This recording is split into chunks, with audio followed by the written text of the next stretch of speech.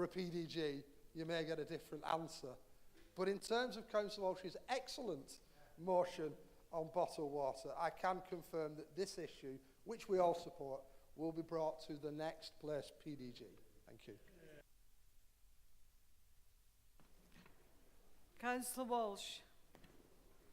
Madam Mayor, I'm grateful for Councillor Peel's indulgence this evening and hope that he will be as supportive on the next question I'm going to ask.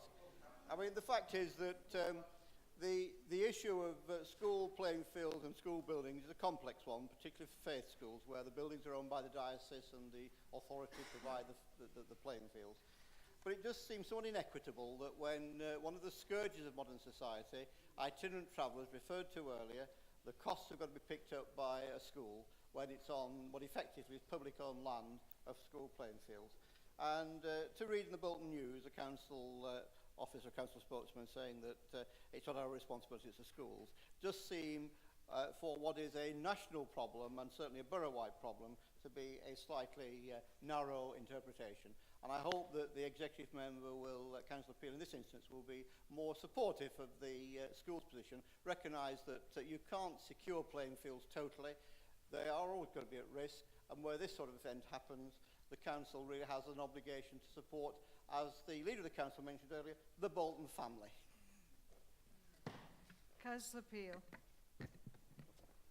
No, I'm not going to be nice to you on this one, Councillor Walsh. I think you've got a bit of a cheek, to be honest. Madam Mayor, Councillor Walsh was one of the greatest supporters from the party opposite of the ability for schools to pick and choose their own service providers.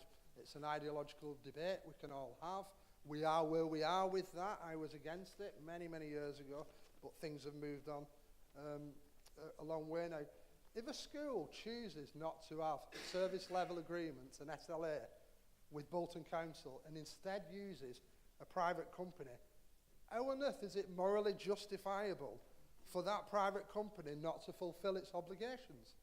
How on earth is it morally justifiable for the council taxpayer to step in and do the work that the company's been paid for in an SLA? That can never be right, surely, John. You're shaking your head, but you're not thinking about it. I'm not having a go at the school in question. I don't know who they have their grounds maintenance and security SLA with, but I do have a go at this system that we operate in that's created this situation in the first place. It has happened quite a lot where schools have gone out. They've sacked the council off in terms of HR or legal advice, and then had to come back to the council pretty sharpish when there's an issue, and they found that the company they've been using were not up to it. So schools must think really carefully before they do this, because it's not all about saving the pennies. There is no income stream for the council to do this work, but Councillor Walsh expects us to do it anyway. Money that has seemingly already been paid to a private company, but Councillor Walsh expects the council to do it anyway. He wants his cake and he wants to eat it. We can't do that.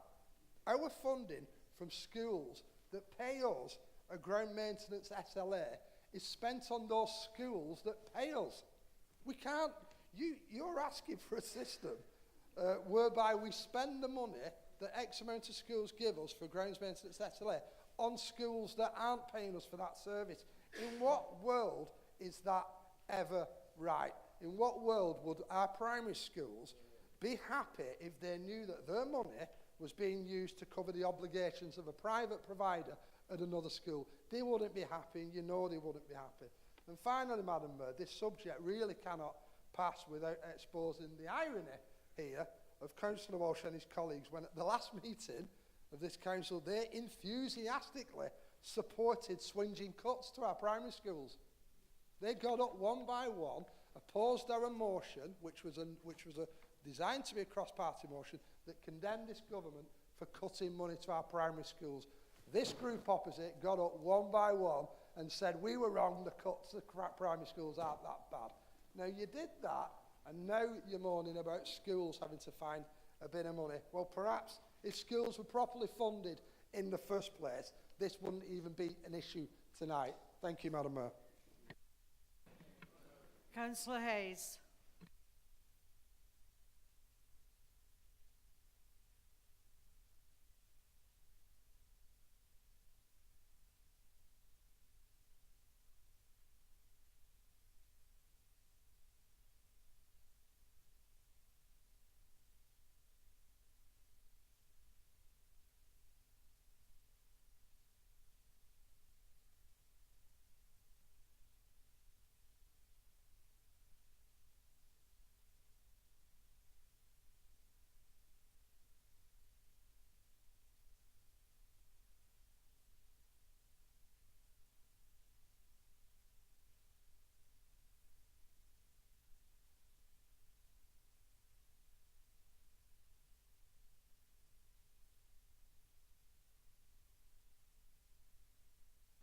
Councillor Chadwick. Thank you, Madam Members of the Council. The majority of the 20-mile-an-hour speed limits have been introduced into the borough between 2015 and 2018. In that period, the total cost has been approximately £825,000, broken down roughly as £675,000 council capital, £100,000 Section 106 and £50,000 Area 4 and budgets. There have been isolated 20-mile-an-hour zones introduced prior to this significant capital investment by the council, but costs of these are tied up with other works and not readily available. All these have now been absorbed into the residential 20-mile-an-hour speed limits as well. Can I say that I believe that it is an important council initiative, tripartite council agreement, to have a behaviour change, an attitude change to people who want to traverse through residential streets and clearly put children, particularly small children, at risk. Thank you. Councillor Saunders. Thank you, Madam Mayor and members of the Council. It was perfectly clear at the full Council in June that the Labour group were all afluster over the motion tabled by Falmouth and Kersley First, which proposed free internet access for job seekers and other low-income groups. It seemed to me that the Labour group couldn't bear the fact that Falmouth and Kersley First had tabled a decent motion with the benefits of some of the least well-off residents at its heart. A motion that was one of our election campaign's pledges, which we had presented to the public long before the Labour Party had. I made it quick about this at the end of the motion in June, but to emphasise the point, this leaflet which was handed out in Falmouth was presented in the end of February, early March. The same time, the Labour leaflet which was presented, no mention of internet fees or abolishing internet fees. And then if we go to the leaflets for May, internet library fees are mentioned. So you could argue that the beginning of the chronology lies with Falmouth and Kersley First. So before full council in June, Labour did a rush job behind the scenes. Councillor Byrne proclaimed at full council, we're already doing it, but then admitted, well, what we're not doing is telling anyone that we're doing it. Lovely stuff. Brilliant. And then arguments put forward by the Labour Party moved further and further away from the point of the motion, as usual, and kept referring back to this pledge, which was made for the May elections. Now, that's all very well and good, but let's look, does the pledge mirror the so-called policy changes? The pledge is made by Councillor Karam in his leaflet for Alpha Green, said extended free internet access from 1 to 3 hours for students and job seekers. According to Councillor Byrne, the policy that we've now got is a very sketchy policy, assuming that the customer knows the policy has changed, assuming that they know to inform the council staff of their plans to do job seeking applications, and all this ultimately falls on the staff's discretion. And students and pensioners, well, they must have been forgotten about in the policy. It's unfortunate that Councillor Karam and the members for Alpha Green voted against the motion. Excuse me, Councillor Saunders, have you got a question? Is there a question coming? It's coming up. I believe I have do I have 3 minutes of a preamble? Yeah. So let me just touch on the A4 posters that have gone up this last week. They're swamped by other A4 posters. We should be screaming about this policy. The Tory government has taken away our job centre. Councillor Saunders, can do something. Councillor Saunders, you've had your 2 minutes. On the motion paper. Thank you very much, Councillor Byrne. Councillor Saunders, you had well over your 2 minutes there. I thought you would have actually come up with a question. Okay, thank you. Can I ask Councillor Byrne if you'd like to respond? Thank you, Madam Mayor, and thank you, Councillor Saunders.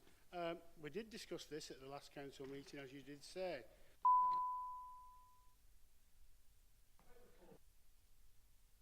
There's a problem with it. Well, sorry. Am I on? Sorry. If there's a problem with the posters, we'll have a look at that for you. But let me just give you a bit of background to this. In March 2008, the then Executive Member for Culture and Community Services gave permission for a reduction in free use of the internet from 2 hours to 1 hour, and the introduction of a flat rate of £1 per hour thereafter, up to a maximum of 3 hours. This was introduced as a way of controlling demand for computer sessions at peak times, particularly at the Central Library, where usage compared to other sites is high. However, staff are allowed to use their discretion to allow extra time at no cost to those seeking work, applying for benefits, or those using computers for study purposes. Similarly, anyone with visual or cognitive impairments who may want to take longer to complete an online transaction will be given extra time. This has been implemented as a working procedure to be dealt with on an individual basis. In 2013, with customers claiming job seekers allowance, further staff guidance was issued, which included extension of time to the hour, as Job Centre Plus advised that online applications can take up to 90 minutes. This practice has enabled our staff on site to ensure a smooth operation for everyone. The availability for extra additional free computer time is promoted on the Council's website under the "How long can I use the computer for?"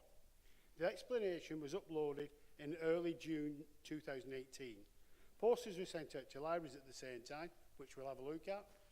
A committee paper will be presented to myself at the meeting of my executive on the 10th of September, which will inform members in more detail about existing and planned support for Bolton Library Services to meet the anticipated demand from the rollout of universal credit for the full service.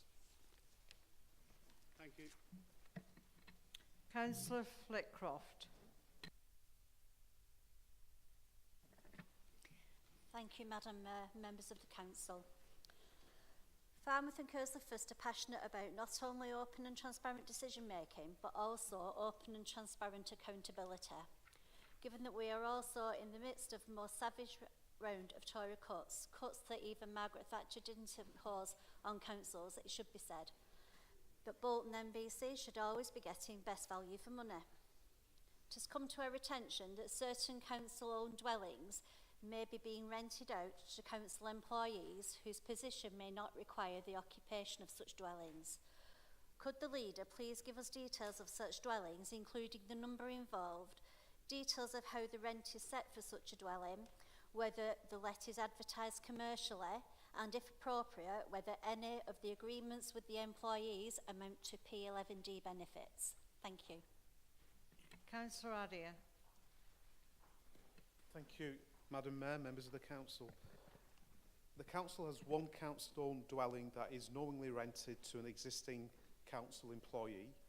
This arrangement is managed by the Council's property service. This is a separate to the service when the employee works in. This property was advertised on a staff bulletin many years ago, as was the practice at the time. Rent has been received for the property over the years, and a current rent review is taking place. The rent was not deemed subsidised, and therefore the agreement was not regarded as an employee benefit. Thank you, Madam Mayor. Councillor Saunders. Thank you, Madam Mayor and members of the Council. I'm not sure why Councillor Adia chooses not to answer direct questions, but instead reflects notions of a pledge by Falmouth and Kearsley First that has supposedly been put out to Falmouth and Kearsley Ice about splitting away from the rest of the borough. Yes, there are many people in Falmouth and Kearsley that have aspirations to cede from the borough, given the running down of our towns, our services and council facilities. That is understandable, but at the minute it's not currently on our constitution. It's never been agreed by our members, and it certainly hasn't been included in any of our election campaign material. If, as when, and should ever this be the case, we'll let you know first. So let's try again. On the 21st of March 2018, in response to Councillor Gillis's question, which discussed funding that Falmouth receives from Bolton Council, Councillor Adia stated, for example, the Council spends £32 million on schools in Falmouth, 17 million in housing benefits, 2.5 million in council tax support, and I could go on. On the 20th of June 2018, I asked Councillor Adia to clarify this, that the fact that none of the above money was actually paid for by Bolton Council. All these amounts were received from central government by the DWP and Department for Education, and Councillor Adia suggested that the running of housing benefit scheme and the council tax support scheme were funded by Bolton MBC, including staffing costs and fraud. It is our understanding that these costs of running the housing benefit scheme and the council tax support scheme are funded by the Department for Work and Pensions.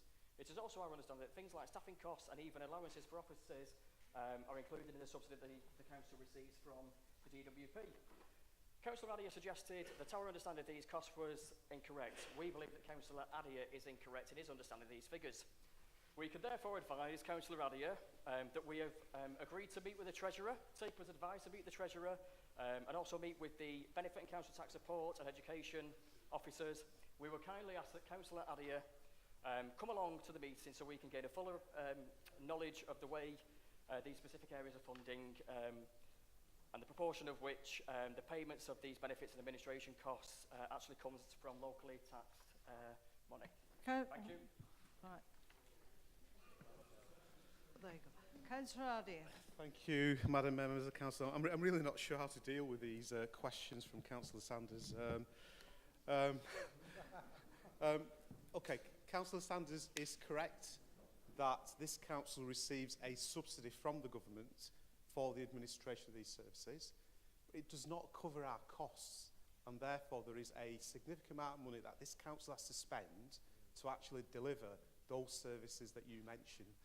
I was genuinely being helpful to Councillor Sanders when I said it would be good for you to spend a bit of time with the Borough Treasurer, as I do, before I answer questions in this chamber, and I'm sure she will confirm what I am saying in terms of the subsidy this council has to provide to administer those services. So I would welcome that you spend a bit of time. Next time, you might ask a question that actually is properly, fully informed, and we don't have this kind of ping-pong where you think you've got the answers and they tend to be only part complete. Thank you, Madam Mayor. Councillor Hayes.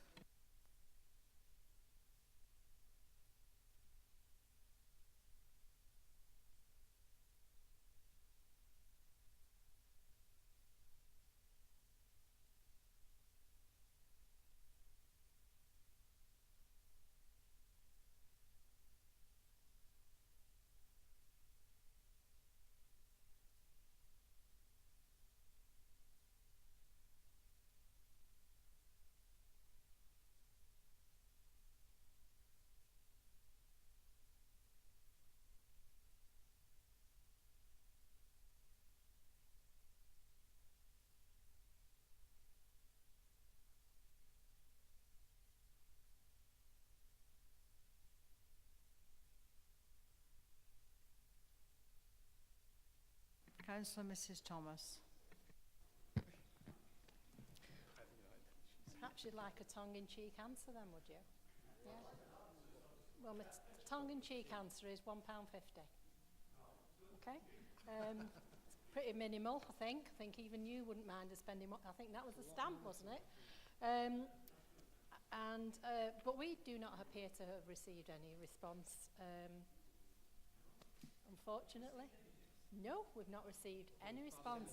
How dreadful. Something like an organisation. So I can't really enlighten you any further. I suppose, though, there is a serious matter that, you know, in this country, it should be, you know, people should have minimum standards of access to food and clothing and housing. And we do know that we have a plethora of food banks in this town now, which we never had before.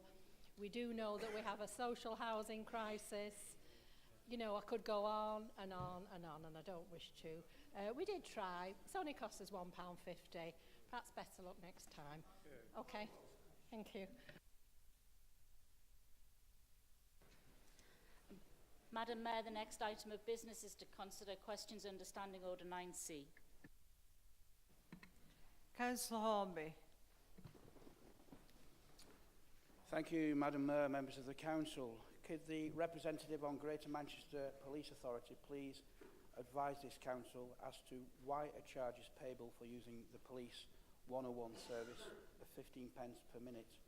The residents of this town already pay through the council tax an amount to the police for policing. Could details be provided as to the average call time, including being held in a queue for someone dialing the 101 service? And could the representative also indicate when this charge was introduced and what the cost has been since it was introduced to the people of Bolton wishing to speak and use the 101 service? Thank you, Madam Mayor. Councillor Ayer. Thank you, Madam Mayor, members of the Council. Can I also thank Councillor Hornby for asking me this question.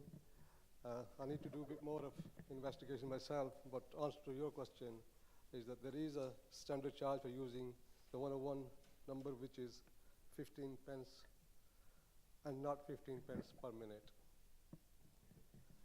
This was introduced nationally to make it easier for the police to be contacted about non-emergency matters. For the most recent performance, this needs to be referred to the Bolton Community Safety Partnership.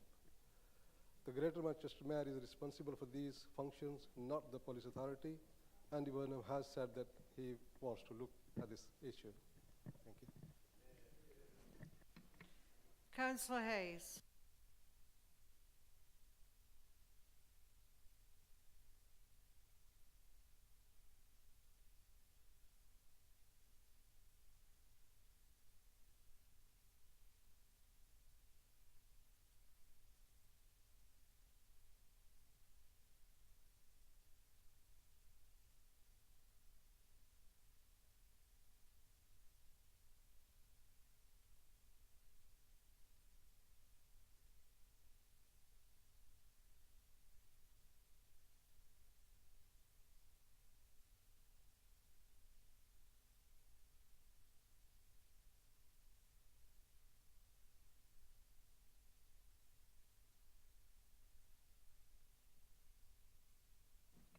Councillor Ayub. Thank you, Madam Mayor, members of the Council. Thank you, Councillor Hayes. As to your question, is this question should be directed to the Chair of Bolton Community Safety Partnership as it relates to a local issue and will need the context of related issues. However, it is important to recognize that introducing these speed limits wasn't just about enforcement. It was about changing drivers' behavior by reducing the speed firstly around after schools and then more widely to make our roads safer. Thank you. Sorry. Councillor Wilkinson.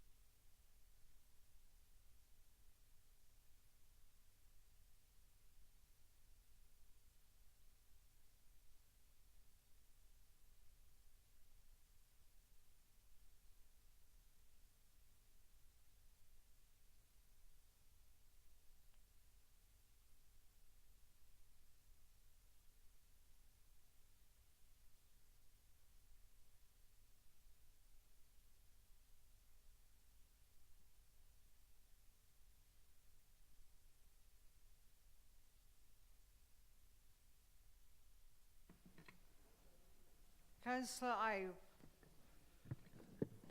Thank you, Madam Mayor, members of the Council. Busy today, I think. Greater Manchester Fire and Rescue Service worked tirelessly to manage the mole and fires, and demands placed on services were great, exacerbated by the weather and duration of the fires. At all times, the health and well-being of the staff was priority. Staff was supplied with all necessary equipment and refreshments throughout the time. This was an extremely demanding time for the service at all levels. Unfortunately, a tweet was sent out incorrectly asking for sun cream, water, etc. However, this was in an attempt to stop donation of sandwiches and food. It was in spirit of there being other items that would be of greater use. The information tweeted was incorrect and was not reflective of the situation. I think it reflects well on our communities that they were so generous in donating so many items. Thank you. Councillor Wilkinson.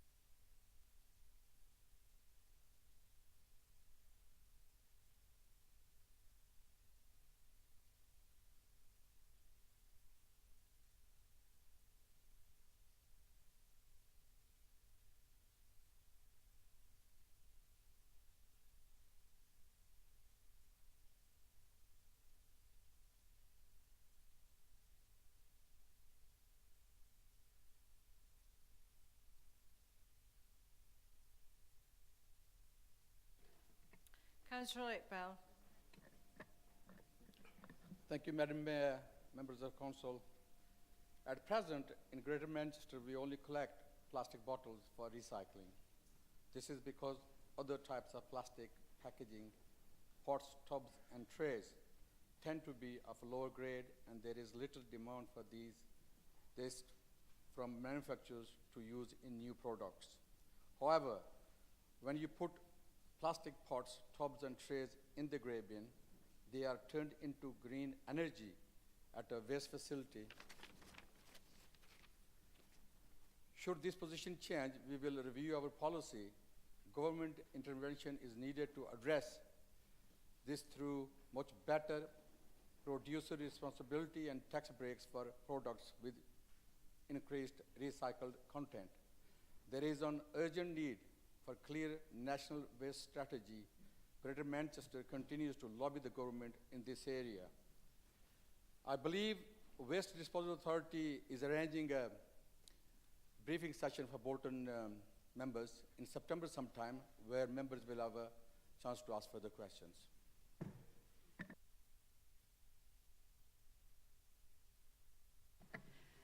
Madam Mayor, the next item of business is to deal with the minutes of the proceedings of the Planning Committee. Councillor Darvish. Thank you, Madam Mayor, members of the Council. I move that the minutes of the proceedings of the Planning Committee meetings held on the 28th of June and the 26th of July 2018 be approved. Councillor Callett. Madam Mayor, members of the Council, I rise to second those minutes. Councillor Murray. Thank you, Madam Mayor. Sorry, just sorry, I've done it wrong, Madam. I'm getting Just really hang eager. on. Hang fire. Won't be a minute. Right, is everybody, just a minute, to move the, are these agreed? Yeah, right, okay. Are these minutes agreed?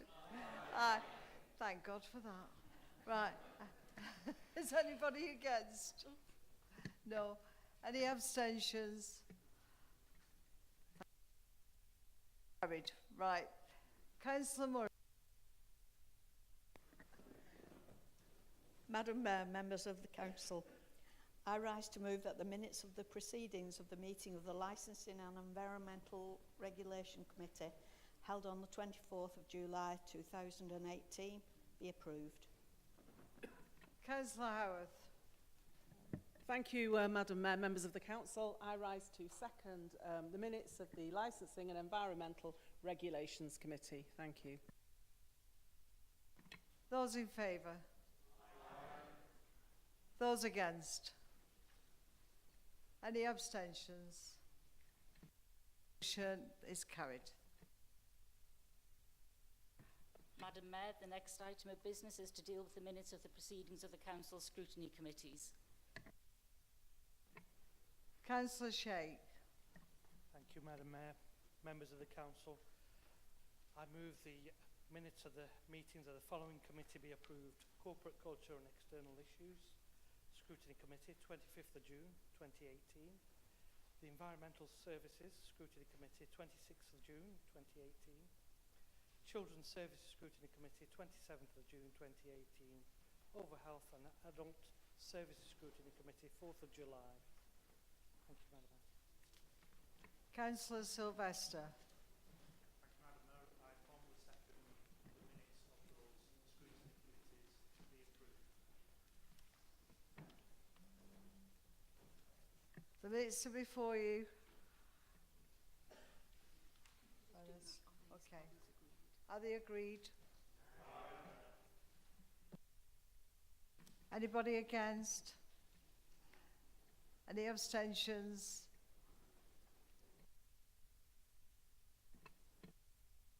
Okay. Madam Mayor, the next item of business is to consider a motion in the name of Councillor Cunliffe on funding for special educational needs and disabilities. Councillor Cunliffe. Thank you, Madam Mayor. I'm deeply concerned for the provision of our children and young people with special education needs and disabilities. And I think I'll share a story, a mother's story who's fighting nationally for adequate funding. And she said, before my son Charlie was diagnosed with autism, I didn't know anything about special education needs and disabilities. It was a battle from start to finish to get Charlie a place in school that could adequately support him. It took me and my husband 18 months. Now our son is in his new school, I feel that I've got my old Charlie back. He is learning again, he is happy and properly supported. This is one mother's story, but she isn't alone. She asked for a story to be shared. And there are more than 2,000 children with special educational needs and disabilities who still don't have a school place. No parent should have to fight like this to give their child an education. It's the job of government to fund adequate education for all children. Instead, parents are having to fight because devastating cuts have left schools and local authorities across the country without money to meet the needs of children like Charlie. How can this be right? This government is failing to fund the rise and the number of Bolton special education needs and disability pupils. The recent cash injection fell extremely short of solving the long-term challenges our schools are experiencing to deliver effective special education needs and disability provision. In Bolton, we've seen a huge rise in the number of children with special education needs, plans and statements. In 2013, we had 1,300 children and young people with statements. Now, we have to this date, I think this is yesterday, 2,180, a rise of 880 children with complex needs requiring specialist help. We have a shortfall in funding of 2 million a year, and now we've accrued a deficit of 6.5 million. I would hope all parties will support the motion I am presenting this evening. It is essential that all our children and young people with special education needs and disabilities and the families are supported to achieve their full potential. They deserve to be treated fairly. Every child matters in Bolton. I ask members to refer to the motion as written, and I hope that everybody can support this motion. Thank you. Councillor Waters. Thank you, Madam Mayor, members of the Council. I would like to second the motion and reserve the right to speak.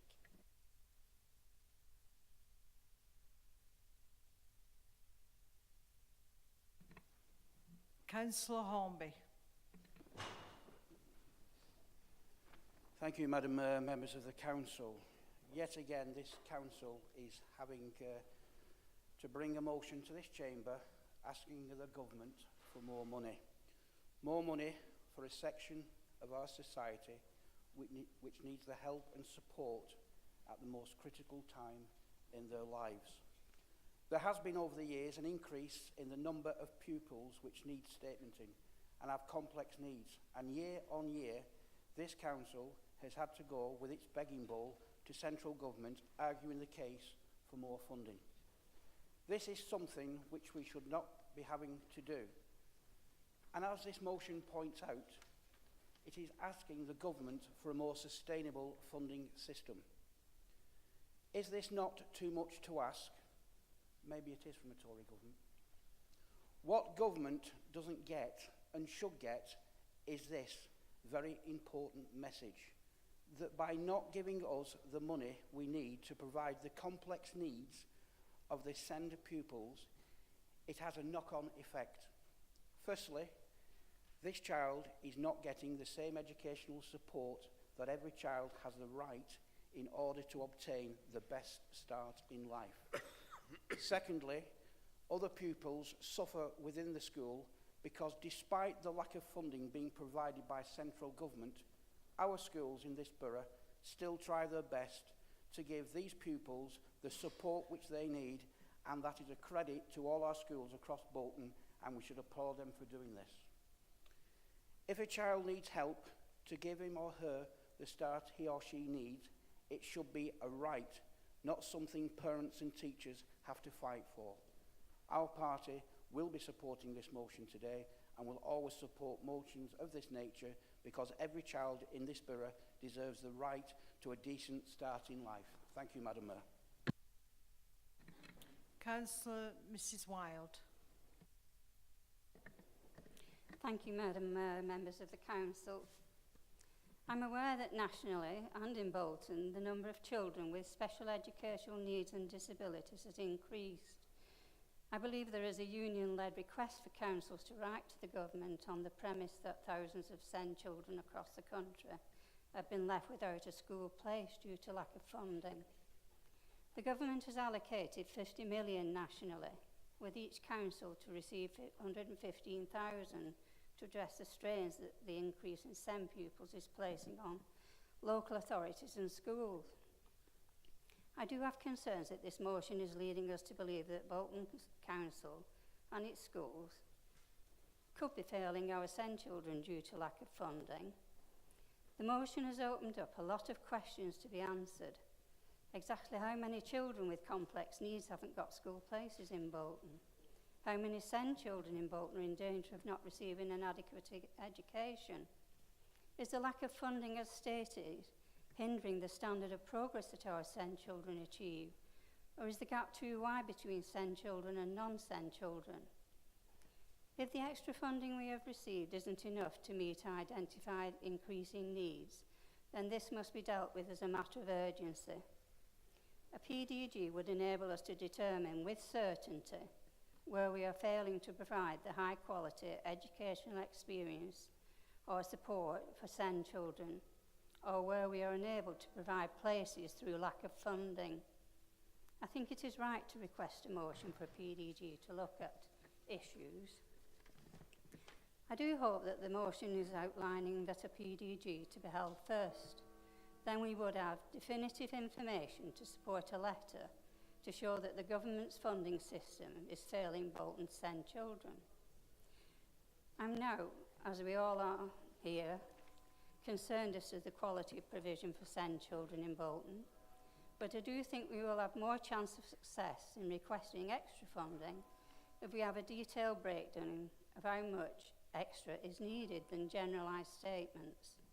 I will support the convening of a PDG meeting that will fully ascertain the shortfall in funding, so there is concrete evidence to present to the government, and therefore I support the motion. Thank you, Madam Mayor. Councillor Greenhalgh.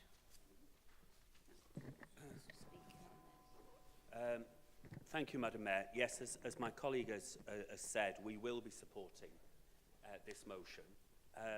And as the motion states, and I want to assure the party opposite, and indeed all parties in the room, that we do understand the crisis that this is in terms of children's services, and indeed particularly with the SEND allocation. And if I can go back to just recently at the LGA, it was one of the main topics that was brought up again and again by Conservative-run councils in our own private meetings, because you won't be surprised to hear it's all councils that are under this. There has been a large increase, and we have to understand as well what has led to that increase. There are other reasons behind the increase, so we have to look at that and we have to understand it.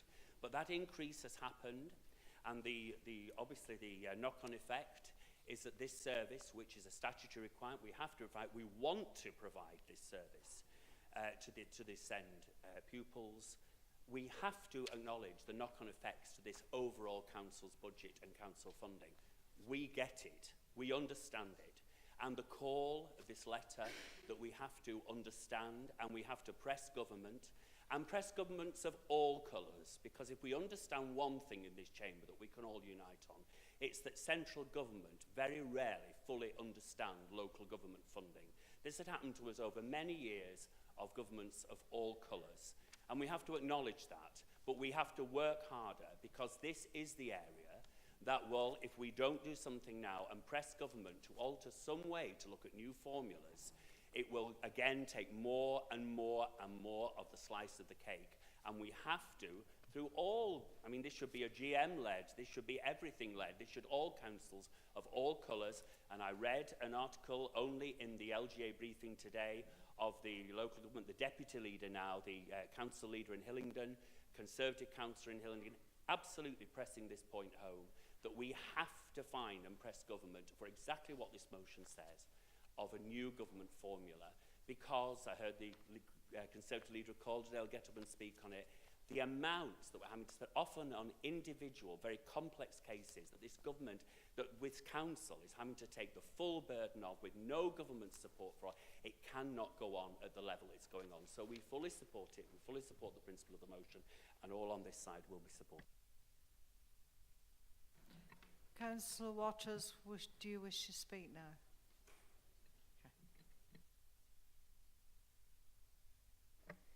Thank you, Madam Mayor, members of the Council. I am extremely pleased with some of the comments that have been made and the support that's shown tonight for this motion. In this country, we pride ourselves on being caring and nurturing, putting the most vulnerable people in society at the top of our priority list, and quite rightly so.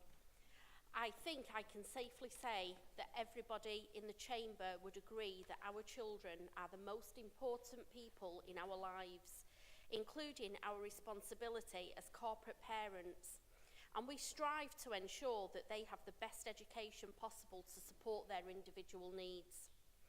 Even in our own families, we can clearly identify that no two children are alike, and some children have more individual needs than others.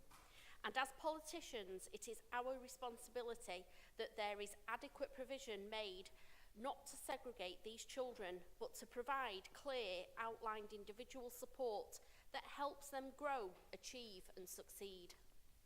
But we can only do this if the funding we receive is sufficient enough to meet the most basic and complex of needs. These can include schoolwork, reading, writing, number work, understanding information, expressing themselves or understanding what others are saying, making friends and interacting with adults, behaving properly in school, organising themselves, some kind of sensory or physical needs which may affect them in school. There are many, many more activities that special educational needs funding supports. The current changes that have been introduced to the funding provided by central government to pay for special educational needs has been changed, and this is neither fair or fully supported of the work that needs to be provided to help our children. New funding arrangements for special educational needs students will leave some schools unable to afford teaching assistants for those who need extra academic or emotional support. Some schools have lost almost £60,000. This type of shortfall in their funding affects the most vulnerable people in our society, and our government are clearly failing our children on a massive scale. So when Ofsted come knocking on the door to carry out inspections on the provision in this area, believe me, they're not going to be putting their report for provision for special educational needs that's not supported efficiently by the government in their report. It will be provision is not supported efficiently by the school. This is completely unfair and almost discriminatory against those children who desperately need that extra support that schools provide. I fully support this motion and urge all members of the council to also show their support for all children within Bolton and throughout the UK. Councillor Cunliffe, would you like to sum up? Thank you, Madam Mayor. I want to thank everybody for the full support behind this motion, because it's really important to the children and the families out there. But I just want to really make it known, because I don't think people have quite got it, that there's a £2 million a year failing in the budgets and a deficit of 6.5 million up to today. And it's about the increase of children as well. And just so everybody knows that we don't get much from the government, I think 17-18 we got 400,000 from the government. The schools are top slicing to keep our special needs children going. In the year 18-19 We've got 700,000 from government, but the schools again, who are losing the budgets, and the budgets are going down, and the costs are going up, are actually top slicing another 2 million. So it's really important that we get this extra funding, not only for these children, but for every child in every school throughout Bolton. Thank you, Madam. Members will recall that there has been a change to the way in which we vote on motions, and there'll now be a named vote. Abdullah, Adair, Ayub, Byrne, Chadwick, Cunliffe, Darvish, Donaghy, Evans, Harkin, Howarth, Ibrahim, Iqbal, Ishmael, Kellett, Karam, McKeon, Mistry, Morris, Murray, Newall, Peel, Sylvester, Sheikh, Thomas, Waters, Zaman, Allen, Baines, Cox, Critchley, Mrs Fairclough, Galloway, Greenhalgh, Haslam, Hewitt, Kirk Robinson, Morgan, Muslim, Parkinson, Radcliffe, Walsh, Warren, Christine Wilde, Paul Wilde, Cunningham, Gibbon, Hornby, Bagnall, Hayes, Wilkinson, Flitcroft, Patterson, Sanders. The motion is carried.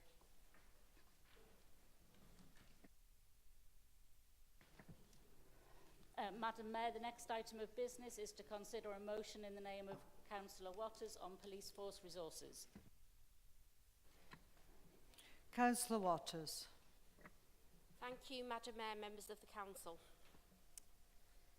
A long, long time ago, in 1788, in a land not far away in Bury, a little baby boy was born. His name was Robert, and his father was a mill owner. And when this little boy grew up, he had a dream. He had a vision. He became a member of Parliament. But during his time as Home Secretary, this dream and this vision became a reality. And the Metropolitan Police Act 1829 was approved.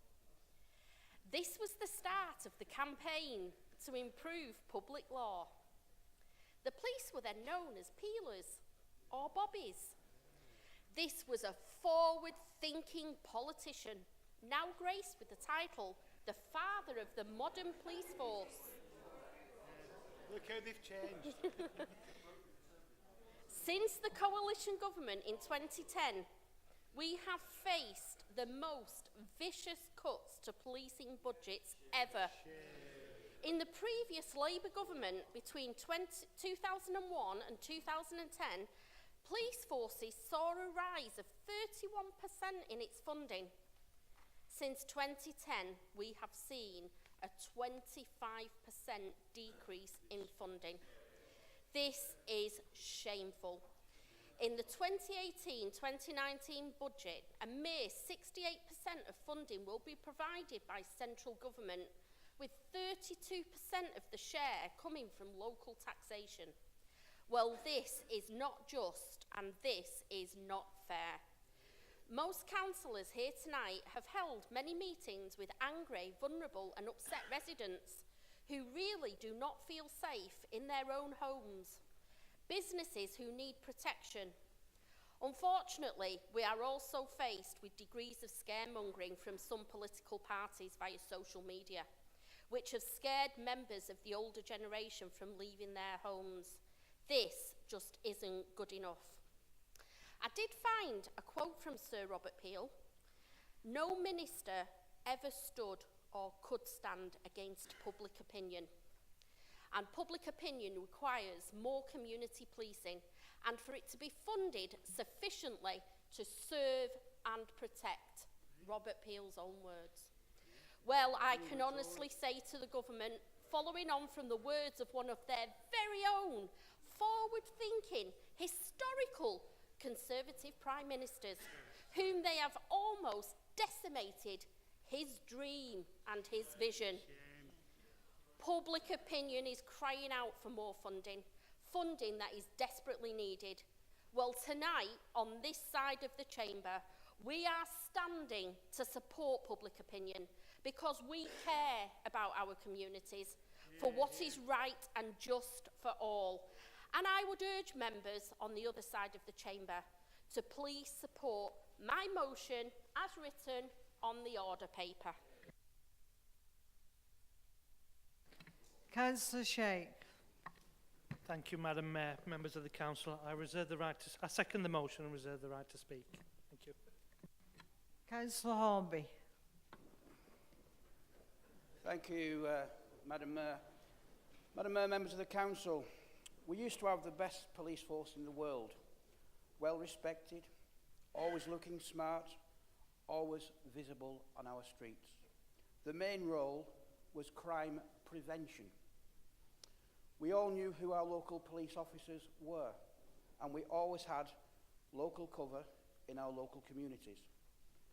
If I cast my mind back to 2006, on my patch, we had 3 police officers and 3 PCSOs. Officers knew the area. They knew the areas to give extra attention. They responded to every single call that was logged with the police. We had regular dialogue with them. So what has changed? We've got a Tory government. And let's not forget, go back to 2010, we had a Tory Liberal Democrat government as well. Our current Prime Minister, who police officers locally will tell you was the worst Home Secretary we have ever had slashed police funding over many years. Crime response is now based on targets more often than not. When you ring the police, when you eventually get through, now that you're only paying 15p, you're given a crime number and the case is shut. In our ward, we have 1 police officer, which we share with several other wards. Someone I haven't seen for several weeks now. We have 2 PCSOs, which have less power than you as a citizen in the power of arrest. I was due to have a quick meeting with the 2 PCSOs the other week. 10 minutes before we were due to meet, I received a text message saying they couldn't meet me today. They were having to deal with an incident in Blackrod, right at the other end of the borough. I have referred before to an elderly lady, age 84, who was robbed, and it took 4 days for a police officer to respond. All that old lady needed was an officer to call round and reassure her that they would do everything they could. Our police are doing the best they can with what they have, but because of the cuts, they are at breaking point. Sickness is at an all-time high. Arrests are made more difficult due to having to detain them in a custody suite, not even in our borough. We need more resources. We need it now. There is only so much that this council can do to fill in the gap. We supported the £100,000 investment in the budget to set up community watch schemes. I believe that should have come from central government. We used to have a first-class police force. We used to be the best in the world. Sadly, due to cuts, this is not the case. Madam Mayor, members of the council, we on this side will support this motion wholeheartedly. Councillor Paul Wild.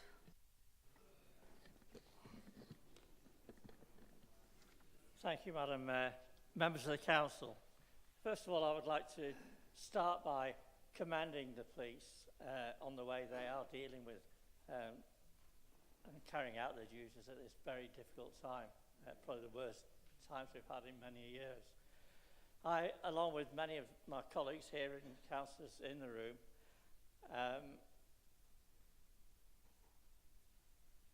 are extremely concerned over the current law and order situation in our town. The cuts in resources is a contributory factor, but there are additional factors for the current policing problems in Bolton. It was announced in the Bolton Evening News, Bolton News, that a new police chief commenced his duties in Bolton on Monday, June the 18th. This will be our third police chief since January. That's 3 in just 6 months. This constant movement of police personnel cascades down to the local police officers, as we've heard from Councillor Hornby, where there appears to be a continued movement of officers around all the districts. There is a definite need for stability and the building up of relationships and local knowledge in individual wards and communities. Getting to know the potential perpetrators of criminal activities, the areas most likely to be targets of crime, are all key factors in crime fighting. Old-fashioned policing policy has seen Durham Constabulary become the best police force in the country for achieving justice.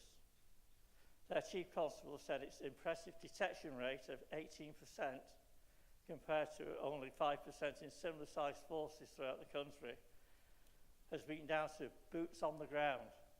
He went on to say, we have received the same cuts as everybody else, but we didn't cut our police community support officers. We recognise the importance of boots on the ground and officers who actually know their neighbourhoods inside out. The closer the link with the community, the more chance you have of getting somebody telling you who committed the crimes, getting witness statements, and sealing a conviction.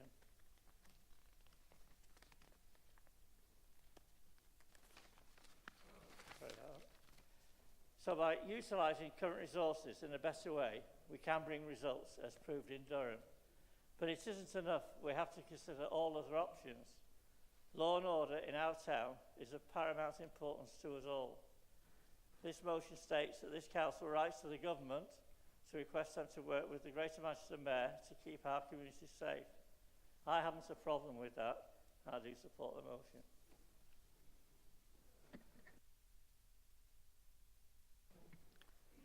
Councillor Ayub.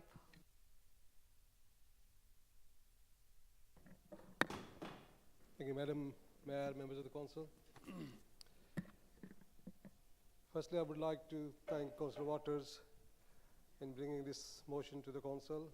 On the previous Council meeting, I had spoken about this matter, and whilst I support the saving in the budget, I believe this is an ongoing austerity of the budget cuts, which is not acceptable. It is making serious impact on the frontline services, service delivery, especially the cuts on the blue light services, the police, NHS, and fire authority. The cuts must be stopped and reinstated as these services save lives. We simply cannot put money above lives. For example, it was only a few weeks ago I received a phone call from a father of an 8-year-old boy who had been seriously bitten by a dog near to the point of death. The child was hospitalized after the ambulance service arrived on the scene. However, the police were not in contact with the matter until the following day, causing potential for the dog to harm another individual. This was due to low staffing. If budgets are reinstated to blue light services, it would result in greater staffing numbers, thus more required duties are fulfilled. I also want to thank Member of Parliament David Crosby, who has also highlighted this issue and preparing to take it to Home Office and the Parliament. According to the Greater Manchester Police Chief officers, when police force had 8,000 police officers, they were asking for another 2,000 more officers to take the number of police officers to 10,000 they needed in Greater Manchester. This is police officers saying cuts are too far. Since the police number have been cut in essence, we are now 4,000 officers short in Greater Manchester. This clearly indicates how far they are stretched to do the job. Therefore, I hope everyone will support this motion. Thank you. Councillor Muslim. Thank you, Madam Mayor. The issue that's been raised is one of an increase in recorded crime in the borough over the past year. And while I can see that this is something which is pretty easy to jump on, it fails to take into account the many varying factors that can lead to this. I would first acknowledge that there has been varying amounts of crime taking place in Bolton and across the country, but to be in a stronger place to tackle this, we must first understand why recorded crime has increased.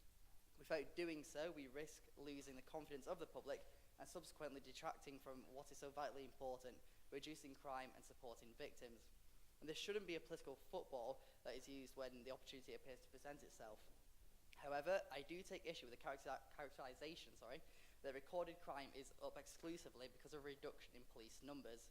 It seems to me that the motion is simply missing key facts as to why recorded crime has increased. The reduction of police officers may make for a headline, but it is ignoring the way in which things have evolved in GMP and as a result Bolton. In the past year, there's been a noted increase in public confidence when it comes to reporting crime. In Greater Manchester, 70% of residents who completed the GMP survey expressed that they were satisfied or extremely satisfied with how Greater Manchester Police were doing across 2016-17. And this is a hugely significant number. But why? To put it simply, when residents have the confidence that their reporting will be listened to, that is when they have the confidence that their crimes will be solved and they are more likely to report crime in the first place. This isn't new and it isn't difficult, but it is something that has led to a substantive increase in crimes being recorded. Further to that, the reporting of crime has been made so much easier, and that has meant that the likelihood of crime being logged has also increased. Again, this isn't something new overall, but when applied to reporting of crime, it's naturally led to more cases with GMP. The ability of residents to log crime online rather than sitting on hold is a vital modernisation step, and we should acknowledge that this will inevitably lead to more crime being reported, and it would be foolish to do otherwise. And when the motion makes an argument that recorded crime is rising at its fastest rate in a decade, where are the figures coming from? Are they national figures? Because it's well established that using national figures tends to disproportionately focus on London and skew the overall figures. Does the member opposite know, I wonder, what the levels of Bolton are specifically? And as I've already alluded to, the reporting of crime has improved, and this is clearly evidenced. HM Inspectorate of Constabulary and Fire and Rescue reported that due to improved crime recording, particularly that of violent crime, by GMP from 2016 to 17-18, this has actually seen an additional 15,100 crimes recorded last year. Now, this doesn't mean that recorded crime is up because more crimes have been committed. It just simply means that there's more accurate reporting of crime. And that is a significant amount, and there is a positive underlying factor in that it's being reported. This has meant that victims of crime have also received greater support to help them deal with the events that they've had to go through. But prevention is always better than cure, and by local residents and police working together, it is often successful. Bromley Cross residents, for example, have been working together with police through police and community together meetings, which is restoring confidence in the system and addressing the concerns of residents, as well as informing them of ways to keep safe and record crime. The motion also highlights an additional £100,000 for home watch schemes to be set up within the budget, but how is this being costed? Is this needed or an attempt to score political points? Across the borough, there are many neighbourhood watch schemes that have cost next to nothing, and why are these not being promoted and championed? And you also only have to look at one of the recent crime surveys for England and Wales, which is the preferred measure of crime that was conducted by the Office for National Statistics, which actually showed a 10% fall in crime. In fact, traditional crime is almost down by 40% since 2010.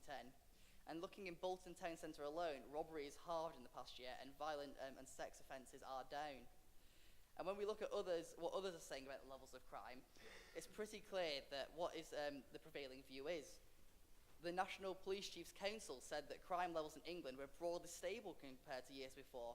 And the previous chairman of the Police Federation of England and Wales, Steve White, said the increase was not worrying.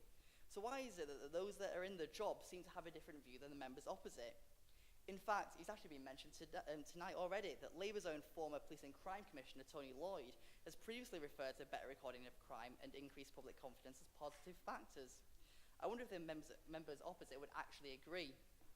And we are more than happy to support the motion if we are simply to say that the person in charge of crime in Greater Manchester, Andy Burnham, is incapable of doing the Councillor job Musson, himself. And we are more than can happy I just ask you to sum up, please? Yeah, absolutely. I'm more than happy to support the motion to say that Andy Burnham can't actually handle the job himself.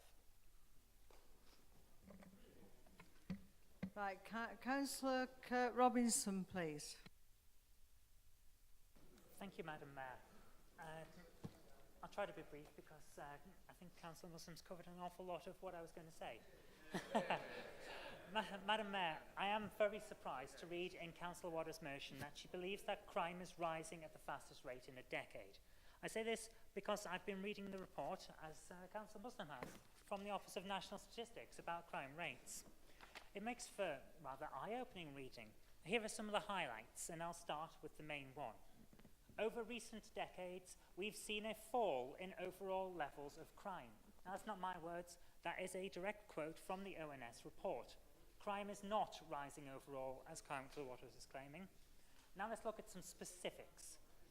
Because although there are some significant drops in the crime rate, I will admit we do have a couple of areas where there is a problem. Knife crime is up by a significant percentage, predominantly in London. This skews the figures for the whole country. As you would expect, London's a big place and a lot of crime happens. Although firearms offences have gone up, again predominantly in London, the rate of increase has slowed and less serious firearms offences are down, with the increase in more serious firearms offences being attributed to better recording of those offences, not to actual offences occurring. This brings me to the point that we all need to remember. Crime statistics all depend on proper recording. If there's a change in recording methods, it skews the results. If methods improve, it can look like a spike in crime where there is actually no spike. This is a big problem when you're relying on statistics to try and make a political point, because they are a double-edged sword. The ONSN also actually backs me up on this one when they state in their report that an increase in the number of crimes recorded by the police does not necessarily mean that the level of crime has increased. This is a hugely important fact that must be remembered. You can't just look at the stats and say, oh, crime is going up, because you can't prove that from the reports. This is especially true when the increase in crime is not violent, such as some, but by no means all, records of hate crime. In the past, people wouldn't go to the police for everything, they would just sort it out themselves. But now, reporting is being pushed hard because we will no longer tolerate this stuff. Hence, reported crime goes up, but the situation on the ground may well not actually have changed. Now, we've dealt with the issue of recorded crime apparently rising, which I don't see evidence of in the OSN reports, so let's look at the apparent funding cuts. I have here the government's police funding fact sheet for 2018 to 19, which states that the government will protect the grant that it pays to forces in cash terms and is empowering locally elected police and crime commissioners to raise council tax contributions, i.e. the police precept. So let's have a look at the police funding list in the report. Now, I've got it here and I've highlighted it, so it just takes a moment to find because it's quite interesting. Right, here we are. Here we see the Greater Manchester Police received 545.4 million in 2017 to 18, but in 2018 to 19, they will receive 555.8 million. So the funding has actually gone up. Moreover, our Police and Crime Commissioner, the Greater Manchester Mayor, Andy Burnham, had the opportunity to raise the police precept, and he did, but not by the maximum amount that he could have raised it. So I have to ask this. If he thinks he needs more money for the police, why didn't he raise the precept by the full amount? So is he asking for this extra money, or is the Labour group? Madam Mayor, as you can see from what I've said here, I am not taken in by the claims made in this motion. The facts and the statistics don't back the claim up. But in the end, all this motion is doing is asking us to write a letter. It's asking us to write to the government to get the GM Mayor some extra help. Well, I'm all for people asking for help if they think they're struggling, so I will back the spirit of this motion, even if the wording is incorrect. Right. Councillor Newall. Thank you, Madam Mayor. Once again, we've been treated to a trip through the sunny uplit lands of Tory Britain in 2018. A rose-tinted view on crime and society in Britain. Wonderful. Now, it might not come as a surprise to people here, but I wasn't a fan of Margaret Thatcher. Not at all. No, I wasn't. But one thing I will say about the milk snatcher is that she kept and she knew the #1 rule of the Tory government. Any Tory government, the #1 rule is you look after the police. She looked after the police because she used them as her own private army, didn't she? In 1983-84. Oh, yes, she did. Oh, yes, she did. Now, she knew the value of looking after the police, but apparently Theresa May doesn't. Oh dear, I've upset him. Theresa May doesn't. In 2010, when she became the Home Secretary, she cut the police budget by 18%. And the number of police officers since then, nationally, have fallen by 21,500. Over the next 5 years, in England and Wales, the number of police fell from a peak of 144,353 in 2009 to 122,859 in 2016. Specialist armed police, which we all agree we need, fell from a peak of 6,796 to 5,639. Now, the Police Federation predicted, and I'll quote them, a Christmas for criminals. But Theresa didn't agree with them. And she says, and she has argued with the Police Federation, that there's no direct link between the number of officers and the crime rates. Well, with that kind of blinkered and ideologically led thinking, what could possibly go wrong? It does give me an indication, though, why she's so popular with the Tories, because, you know, she's obviously on the button, isn't she? The policing in this country and the cuts to police are, and I'll use a pun here, they're nothing short of criminal. So I support my colleague and I support this motion. Thank you.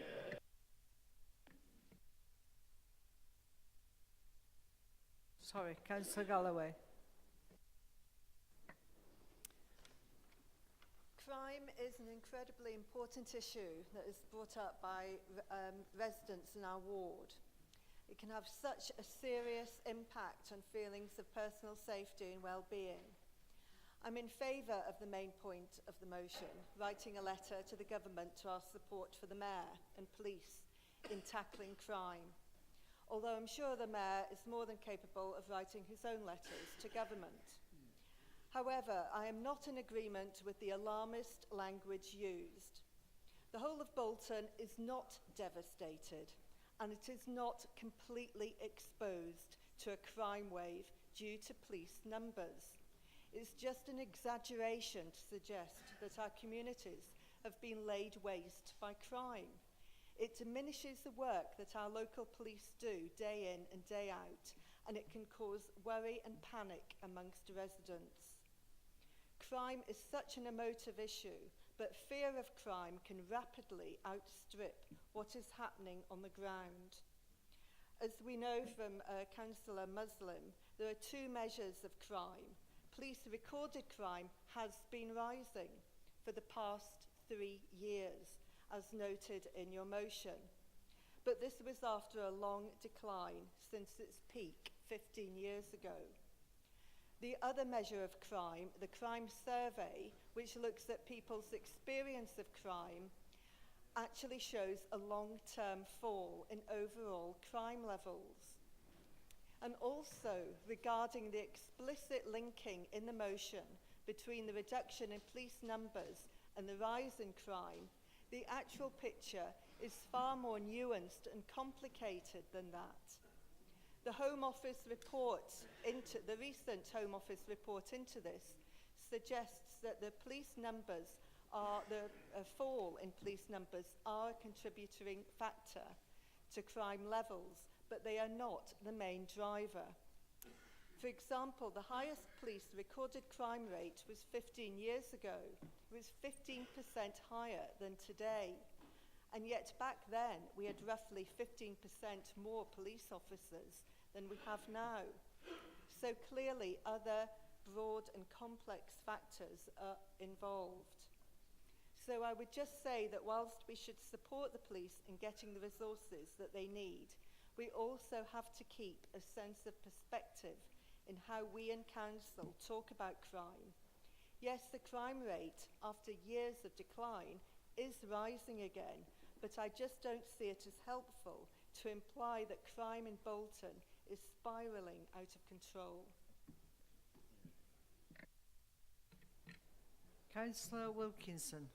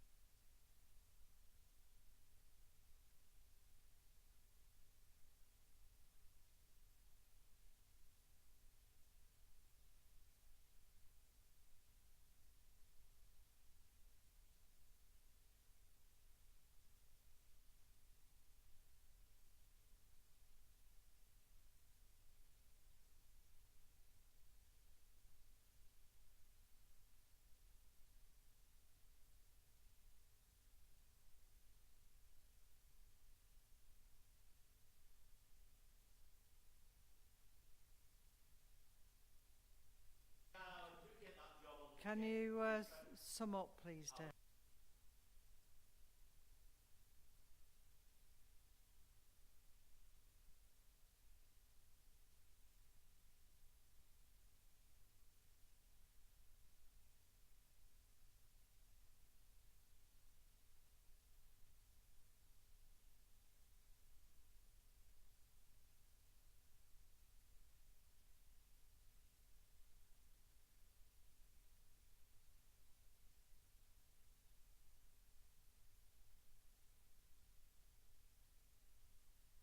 Councillor Hewitt.